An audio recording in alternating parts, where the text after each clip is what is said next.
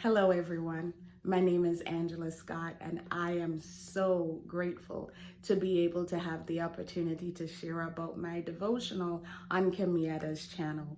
I'm so happy to have the opportunity. The devotional that I wrote is called Yearning, Daily Encouragement to Help You Remain Hopeful in Seasons of Waiting. So if you think about it, we all have to wait, right? We're all waiting on something right now. It can be waiting on your dream job. It can be waiting to purchase a home. It can be waiting to get married or have children. Or it can be something simple as waiting in the grocery store, waiting at the DMV, waiting at the doctor's office. We all have to wait.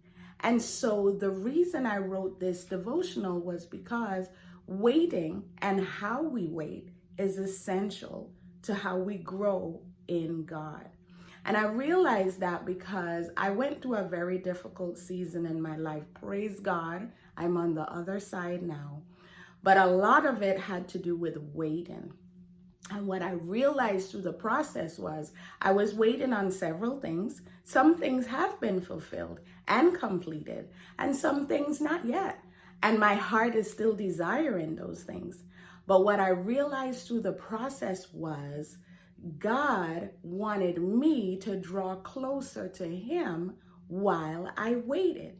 He wanted me to focus on Him, to put Him first, to think about Him first thing in the morning instead of that thing or those things that I was waiting on.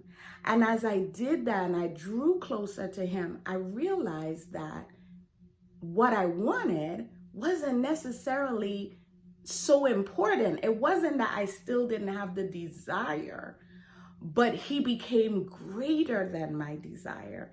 And in turn, it helped me to wait well, because I realized that He was developing certain characteristics in me, like patience, that He knew that I kind of had a hard time with. So wisdom and good decision making and not making decisions out of my emotions, things of that nature. He wanted to teach me certain things about myself so that when He does or did open up the door or give me the opportunity or place that thing in my hand that I wanted so badly, I was prepared. So, but that's really good, right? But it doesn't happen overnight. And so why I wrote Yearning was to help people that are in the middle, to help them to manage the middle, to help them to wait well, to help them to wait between what they saw that God was going to do in their life and it actually happening. There is a big space sometimes.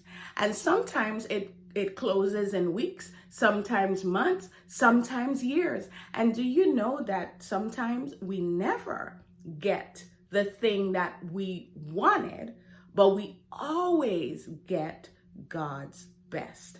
So Yearning was written just to encourage people to put one step foot in front of the other, not to give up, to persevere, but also more importantly was to see God and what He was doing and how He was developing them in the waiting process. So some of the sections in the book, I'll just tell you just a couple of the topics. Of course, the first one is remaining hopeful. And then there's building a testimony. We know that He's doing that while we wait. Running on low. Waiting on God to move. When it hasn't happened yet, which was one of my favorites to write. Because, man, that's a hard place to be. But it doesn't necessarily have to be. When we change our perspective and say, God, why am I waiting? To God, what do you want to do in me while I wait? And it will come. Trust me, it will come. Yet I will rejoice. Even when everything hasn't come to fruition, yet I will rejoice. The wait isn't wasted. Another one of my favorites, because I lived for a while in regret. things didn't work out the way I thought they would. Stuff didn't happen quickly, or things just felt like a waste. But I understood the true meaning of Romans 8:28 during that time. All things work together, all of them, the hills and the valleys, the good and the bad, all things work together. And so waiting on God's justice, sometimes we have to wait on that. We don't want to avenge ourselves because the Lord said he will do that for us. But it's very difficult to wait on that. So it's just another aspect of waiting, change in seasons. Oh, I've just gone through a change in season. I'm an empty nester now. I can't believe it. I've been a mom for, my goodness, 25 years? Wow. And it's a very different season for me. But God is using that. And there are some things that he developed during the waiting that I'm able to apply in this season. Waiting well, we just talked about that. You wouldn't give certain responsibilities to a baby, because you're not going to say, hey, you're 2 months old, but take that trash out. You're not going to do that because they're not ready for that. They're not fully developed for that. And so God sees certain things that we want, and he's going to give it to us, but he knows that we're not fully developed. And so we need to wait well. What do we do in that? Prepare, get ready, work on things. You want that dream job?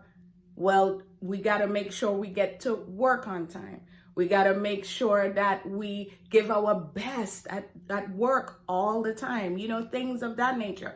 Get some professional development, be mentored by somebody. So we're not just sitting and waiting, we're actively waiting. And it really ties into faith without works is dead.